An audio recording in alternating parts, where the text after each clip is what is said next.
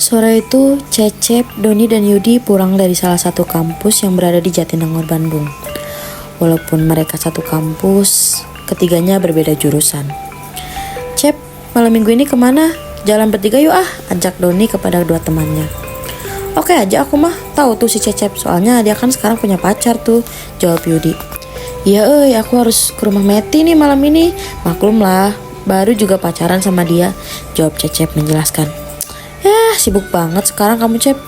"Emang anak kampus mana dia?" tanya Doni.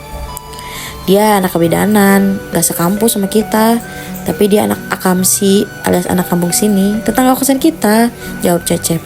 Mereka pun bergegas pulang ke kos, karena mereka tinggal bertiga di kos yang sama dan sekamar. Maklum lah biar irit, namanya juga anak daerah. Setelah sampai di kos, rasa penasaran Doni pun bergejolak. Dia pun bertanya kepada Cecep. "Cep, yang mana rumahnya?" tanya Doni. "Shh, jangan ribut kamu, aku pacarannya diem-diem, soalnya Meti belum boleh pacaran," jawab Cecep. "Wah nekat juga kamu, orang-orang sini kan pada lihat kalian selalu deket. Terus kalau kabar itu sampai ke orang tua Meti gimana tuh?" tanya Yudi menambahkan. "Orang sini juga pada gak tahu, aku kalau ketemu Meti ya di luar, di Bandung kayak di mana kek, pokoknya di luar sini aja," jawab Cecep. Rapih amat modus cintamu," ledek Doni. Tibalah malam minggu yang Cecep tunggu-tunggu. Setelah bersiap, dia pun berpamitan kepada kedua temannya. "Guys, berangkat dulu ya," ujar Cecep sambil merapikan bajunya. "Widih, rapi banget nih, perlu diantar gak?" tanya Doni sambil bercanda. Ribut benar mulut kamu ini," protes Cecep. Cecep pun segera bergegas berangkat meninggalkan kedua temannya yang mempunyai rencana untuk mengisi akhir pekan ini hanya di dalam kosan saja. Malam pun semakin larut dilewati oleh Doni dan Yudi di kamar kosnya. Mereka amat penasaran Cecep pergi kemana dengan Meti. Tapi sayangnya ponsel sangatlah jarang di tahun mereka kuliah. Apalagi kondisi mereka bukan berasal dari orang yang berlatar belakang kaya. "Don, udah jam 1 begini, kok si Cecep belum pulang ya? Kemana ya kira-kira?" tanya Yudi. "Iya, gak biasanya jam segini dia belum pulang. Kemana ya?" jawab Doni. Sekilas di luar kos terdengar ribut-ribut. Mereka pun bergegas keluar melihat apa yang sedang terjadi di luar kosan. Ternyata ramai sekali. Ada sekitar 20 atau 25 warga yang sedang membawa senter menuju ke sungai gelap yang berada di belakang kosan. "Oh, ada apa pak?" tanya Yudi kepada warga yang bergerombol itu. "Ini Jang, ada warga yang diculik sama makhluk halus penunggu sungai," jawab warga itu. Doni dan Yudi pun ikut dengan sekelumpulan warga itu. Karena penasaran, mereka berdua sangat tahu bahwa di daerah kos mereka masih banyak, bahkan sebagian besar masih percaya akan hal-hal mistis. Dengan rasa penasaran, Doni dan Yudi pun mengikuti salah satu warga yang hanya dibekali senter menyusuri sungai yang gelap gulita dan ditutupi oleh pohon bambu yang sangat besar juga banyak. Dari salah satu warga tersebut ada yang mengeluarkan seperti piring kecil yang ada sesaji di atasnya, lalu melarutkannya ke sungai.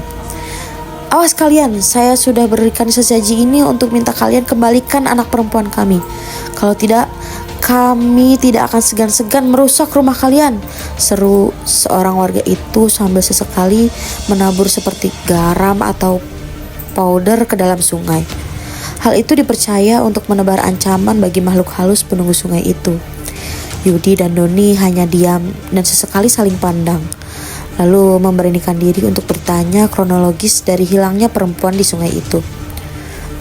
Pak, punten, emang siapa yang hilang dan gimana kejadian awalnya?" tanya Doni. "Nama perempuan itu teh Meti, Jang. Warga terakhir lihat dia ada di sini, jalan di dekat sungai ini, tapi sampai sekarang teh belum pulang," jawab salah seorang warga. Yudi dan Doni saling pandang dan mereka terlihat saling tahu apa yang ada di kepala masing-masing. Tapi mereka tidak bisa menjawab apa-apa. Mereka pun memutuskan untuk balik ke kamar kosan. "Wah, bener bisa mati si Cecep Yud. Dia bikin warga kampung heboh ini," kata Doni. "Iya Don, kacau ini. Udah jam 2 lagi. Kita cari kemanapun gak tahu Cecep di mana," jawab Doni. Doni dan Yudi pun larut dalam kebingungan. Tiba-tiba pintu kamar kos seperti diketuk dari luar.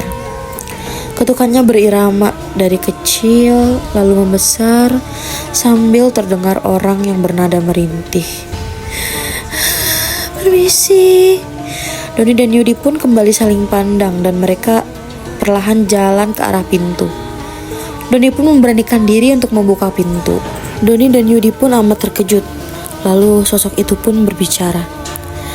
Bilang sama teman kalian, sama warga sini, bukan aku yang menghilangkan anak itu, melainkan teman kalian pelakunya.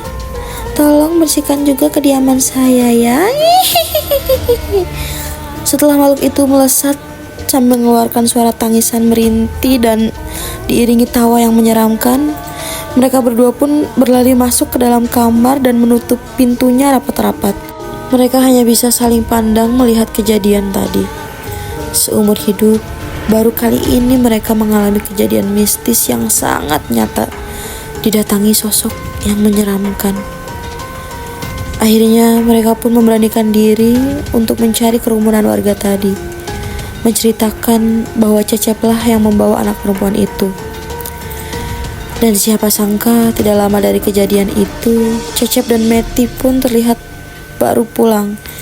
Mereka bercerita bahwa mereka terjebak di angkot yang mogok, dan itulah angkot terakhir.